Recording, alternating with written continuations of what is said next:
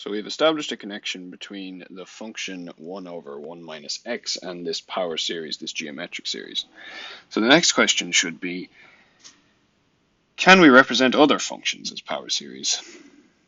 Can we represent other functions as power series?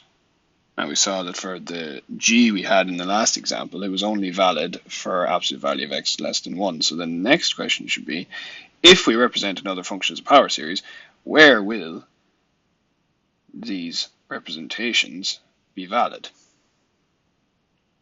So for what values of x will these representations of the functions as power series even make sense? Okay. One method of answering this question is the method of substitution. So pretty much we're going to use the formula that we got from expanding g as a power series, and we're going to use that to give us other expansions, other representations of different functions. So the best way to see this is just in an example. So we're going to look at a couple of examples. Find power series representations for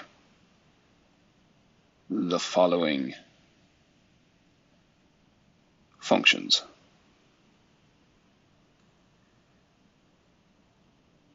Identify where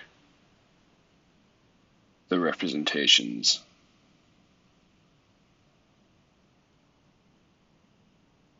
are valid.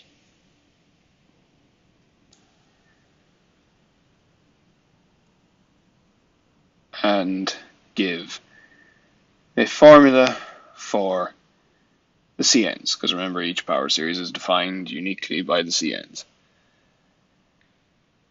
So, first example, hx is 1 over 1 plus x. Second example, jx is 1 over 1 plus x to the 7. Okay, so at this point of the video, pause the video, attempt these examples, and then afterwards I'll start the solution. You can check your answer against that.